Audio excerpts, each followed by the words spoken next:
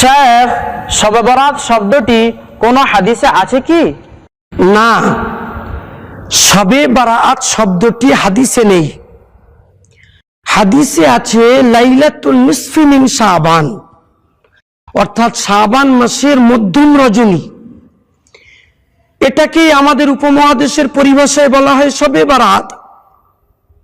যেমন নামাজ শব্দটি কোরআন হাদিসের কোথাও নেই। কোরআন হাদিসে আছে সলাত, তাই বলে কি আমরা নামাজ কায়েম করব না? অনুরূপভাবে রোজা শব্দটি কোরআন হাদিসের কোথাও নেই। কোরআন হাদিসে আছে সওম বা সিয়াম, তাহলে কি আমরা রোজা রাখবো না? অবশ্যই রাখবো।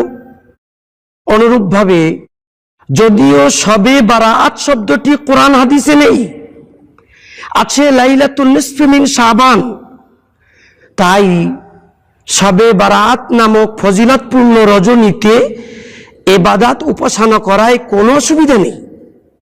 হযরত, শবে বরাত কথাটির মানে কি? শবে বারাত মানে মুক্তি রজনী। এই শবে বারাত কথাটি দুটি শব্দ দ্বারা গঠিত, শব আর বারাত। শব কথাটি ফার্সি শব্দ, এর মানে হলো রজনী। আর বারাত কথাটি আরবি শব্দ, বারিআ ইয়াবরাউ মিন বাবি সামিয়া ইয়াসমাউ বারাআতাম মিন কাযা। এর মানে কোনো কিছু থেকে মুক্তি পাওয়া, নাজাত পাওয়া। অতএব শবে বারাত মানে মুক্তি রজনী। যেহেতু এ রাতে বান্দারা গুনাহমুক্ত হয়, আল্লাহ তাআলা অসংখ্য বান্দাকে জাহান্নাম থেকে মুক্তি দেন, তাই এ রজনীকে শবে বারাত তথা মুক্তি রজনী বলা হয়। এক শ্রেণীর মানুষ বলেন ইসলামে শবে বরাত বলে কিছুই নেই।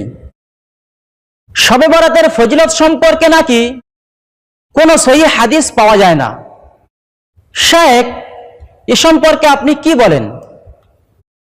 যদি মেনে নেওয়া হয় শবে বারাতের ফজিলত সম্পর্কে কোনো সহিহ হাদিস বর্ণিত নেই, তাহলে এটা তো অস্বীকার করার জায়গাই নেই যে শবে বরাতের ফজিলত সম্পর্কে বহু জয়ীফ হাদিস বর্ণিত আছে।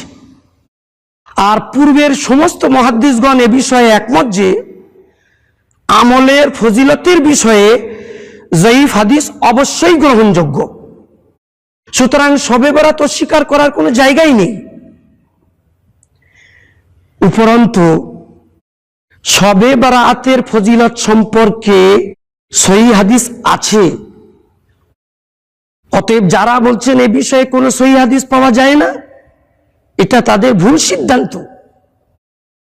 আমরা আমাদের আবে হায়াত মিডিয়ায় এর আগে একটা ভিডিও আপলোড করেছি, যার হেডিংয়ে আছে শবে বারাতের ফজিলতে দুটি সহিহ হাদিস।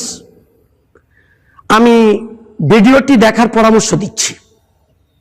হযরত জি, কোরআন মাজিদে শবে বরাত সম্পর্কে কোনো আলোচনা আছে কি? না, কোরআন মাজিদে শবে বারাতের কোনো আলোচনা নেই। শবে বারাত অর্থাৎ লাইলাতুল নিসফি মিন শাবানের আলোচনা আছে হাদিসে। অতএব এটা হাদিস দ্বারা প্রমাণিত, কোরআন দ্বারা প্রমাণিত নয়। হযরত, আমরা কোন এলাকায় দেখি শবে বরাতে মানুষেরা মসজিদে একত্রিত হয়ে ইবাদত করে, এতে কোনো অসুবিধা আছে কি? অবশ্যই অসুবিধা আছে। শবে বারাত নামক রজনী ইবাদতের রজনী। অতএব এ রাত্রে প্রত্যেকে আলাদা আলাদা ভাবে নিজের মতো ইবাদত করবে। মসজিদে জমায়েত হবার কোনো প্রয়োজন নেই। সাহাবা রাদিয়াল্লাহু তাআলা আনহুম থেকে, তাবেঈন থেকে বা তাদের পরবর্তী সালেফে সালেহিন থেকে মসজিদে একত্রিত হয়ে শবে বরাত রজনীতে ইবাদত করার কোনো প্রমাণ মেলে না। অতএব এটা বর্জনীয়। আমাদের হানাফি ফিকহার একটি মৌলিক কিতাব নুরুল ইজাহ, এই কিতাবে 95 নম্বর পৃষ্ঠায় লেখা আছে, ইউকরাহুল ইস্তিমা আলা ইহয়াই লাইলাতিন মিন হাযিহিল লায়ালি ফিল মাসাজিদ, এসব ফজিলতপূর্ণ রজনী জাগরণের জন্য মসজিদে জমায়েত হওয়াটা মাকরুহ। মাকরুহ মানে আপত্তিকর, অতএব এটা বর্জনীয়। শায়েখ, শবে বরাতে নির্দিষ্ট পদ্ধতির কোনো নফল নামাজ আছে কি? না, শবে বারাতের জন্য কোনো নির্দিষ্ট পদ্ধতির নফল নামাজ নেই। বাজারে প্রচলিত কিছু বাংলা নামাজ শিক্ষায় 100 রাকাত, 14 রাকাত, 12 রাকাত নফল নামাজ পড়ার কথা বর্ণিত আছে। এত রাকাত পড়তে হবে, এই সূরা দিয়ে পড়তে হবে, এই পদ্ধতিতে পড়তে হবে, তাহলে এই ফজিলত বিভিন্ন বাংলা নামাজ শিক্ষায় লেখা আছে। এসবগুলো মাউজু তথা জাল হাদিস দ্বারা প্রমাণিত, অতএব এর উপর আমল করা ঠিক নয়, এগুলো ভিত্তিহীন। যে যার মতো 2 রাকাত করে যতটা সম্ভব হয় নফল নামাজ আদায় করবে। কোন কোন এলাকায় শবে বরাত উপলক্ষে কবরের উপর ধূপবাতি জ্বালানো হয়। হযরত, এতে কোনো আপত্তি আছে কি? অবশ্যই এতে আপত্তি আছে। এটা বিদআত ও হারাম। আমাদের হানাফি মাযহাবের ফতোয়ার কিতাব হিন্দিয়াহ খণ্ড নম্বর 5 পৃষ্ঠা নম্বর 351 এটাকে বিদআত ও নিষিদ্ধ বলে লেখা হয়েছে। তোমরা গত বছর মিশকাতুল মাসাবিহের 71 নম্বর পৃষ্ঠায় একটি হাদিস পড়েছ। সুনানে তিরমিজি ও সুনানে আবু দাউদের উদ্ধৃতি দিয়ে হাদিসটি বর্ণিত আছে। আন ইবনে আব্বাস রাদিয়াল্লাহু আনহুমা আন্নাহু قال লাআনা রাসূলুল্লাহ সাল্লাল্লাহু আলাইহি ওয়াসাল্লাম যায়িরাতুল কুবুর ওয়াল মুত্তাখিযিনা আলাইহা আল মাসাজিদ ওয়াস সুরুজ। আব্দুল্লাহ ইবনে আব্বাস রাদিয়াল্লাহু আনহুমা বলেছেন, আল্লাহর রাসূল সাল্লাল্লাহু আলাইহি ওয়াসাল্লাম লানত করেছেন ওই সমস্ত মহিলাদের উপর যারা কবর জিয়ারত করে, আর লানত করেছেন তাদের উপর যারা কবরের উপর মসজিদ বানায় আর কবরের উপর বাতি জ্বালায়। এ দ্বারা খুব সুস্পষ্টভাবে বোঝা গেল কবরের উপর ধূপবাতি জ্বালানোটা হারাম। আল্লাহ রাব্বুল আলামিন গোটা উম্মতে মুসলিমাকে সব ধরনের হারাম কাজ থেকে হেফাজত করুন। শেখ, দেখা যায় কোন কোন ওলি আউলিয়ার মাজারে শবে বরাতের দিন বেশ ভিড় হয়, এটা কতটা শরীয়ত সম্মত? শবে বারাত উপলক্ষে ওলি আউলিয়াদের কবরে ভিড় করাটা ঠিক নয়। হ্যাঁ, সুন্নত তরিকায় যে কোনো দিনে কবর জিয়ারত করা যেতে পারে, তো শবে বরাতের দিনও কবর জিয়ারত করা যেতে পারে, কিন্তু কবরে মেলা লাগানো, ভিড় জমানো শবে বরাত উপলক্ষে এটা ঠিক নয়। সাধারণত এটা কবর পূজারীরা করে থাকে, এ থেকে 100% পরেজ করা উচিত। কবর পূজারীরা বলে থাকে, মিশকাত শরীফে 114 নম্বর পৃষ্ঠায় সুনানে তিরমিজি ও সুনান ইবনে মাজার উদ্ধৃতিতে লেখা আছে, রাসূলুল্লাহ সাল্লাল্লাহু আলাইহি ওয়াসাল্লাম শবে বারাতে বাকি নামক কবরস্থান জিয়ারত করতে গিয়েছিলেন। তাই আমরা ওলি আউলিয়াদের কবরে যাই। এর জবাবে মনে রাখা দরকার, রাসূলুল্লাহ সাল্লাল্লাহু আলাইহি ওয়াসাল্লাম গিয়েছিলেন একাকী। এমনকি তার প্রিয়তমা স্ত্রী উম্মুল মুমিনিন আয়েশা রাদিয়াল্লাহু তাআলা আনহাও জানতেন না যে রাসূলুল্লাহ সাল্লাল্লাহু আলাইহি ওয়াসাল্লাম বাকি জিয়ারত করতে গেছেন। এজন্যই তো সাহাবা রাদিয়াল্লাহু আনহুম এবং তাদের পরবর্তী জামানায় তাবেঈন, তাবা তাবেঈন এবং তাদের পরবর্তী সালাফে সালেহিন কেউ কখনো কোনোদিন শবে বারাত উপলক্ষে কোন পীর ওলির মাজারে, এমনকি রাসূলুল্লাহ সাল্লাল্লাহু আলাইহি সাল্লামের রওজা মুবারকে কখনো ভিড় করেননি। অতএব এটা বর্জনীয়। হ্যাঁ, সুন্নত তরিকায় কবর জিয়ারত করা যেতে পারে। শেখ, শবে বরাতের দিন বাজি পোড়ানো কি? এটা জঘন্য বিদআত কাজ।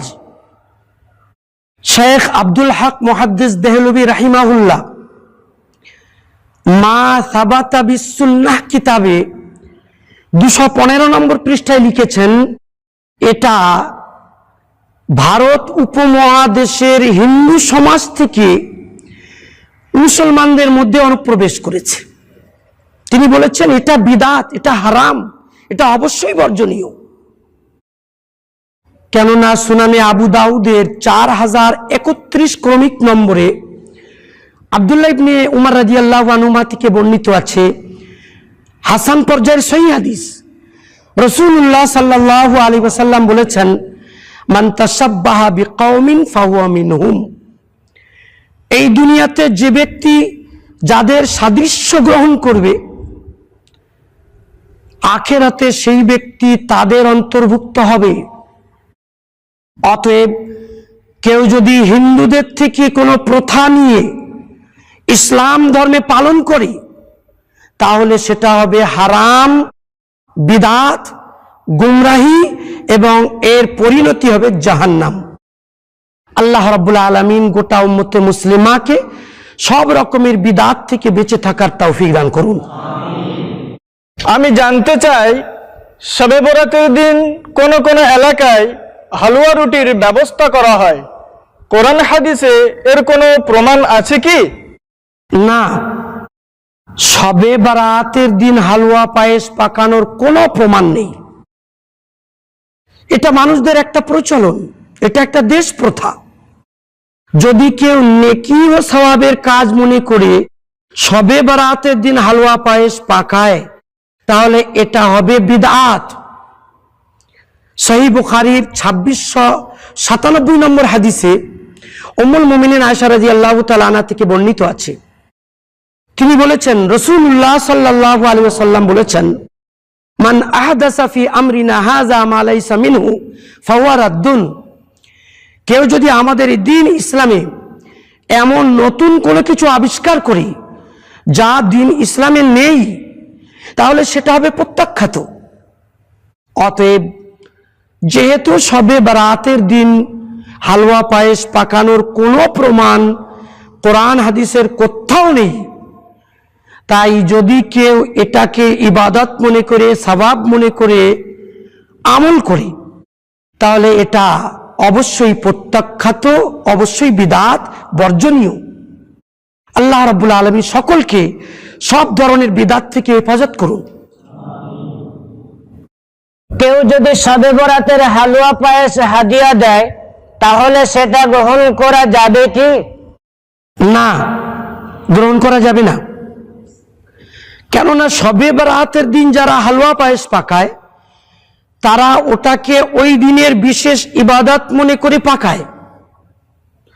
আর শবে বারাতের দিন হালুয়া পায়েস পাকানোকে নেকির কাজ, সওয়াবের কাজ, ইবাদতের কাজ মনে করাটা হচ্ছে বিদআত।